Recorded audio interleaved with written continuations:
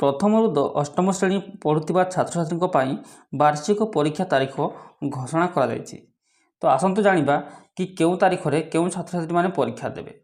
तो वीडियो को कंप्लीट शेष पर्यंत देखा सहित वीडियो गोटे लाइक करूँ।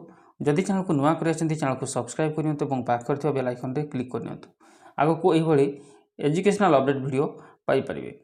राज्य में समस्त सरकारी और सरकारी अनुदान प्राप्त स्कूल रे प्रथम अष्टम श्रेणी वार्षिक परीक्षा बा समेटिव 2 आसंता 15 तारीख आरंभ होब। यह लिखित परीक्षा 20 तारीख पर्यंत चलिब।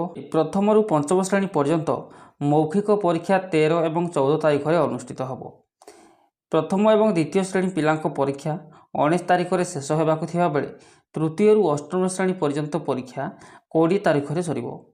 प्रथम पंचम श्रेणी पर्यंत समस्त विषय परीक्षा 1.5 घंटा और षष्ठ अष्टम श्रेणी पर्यंत परीक्षा अवधि 2 घंटा रहिबो।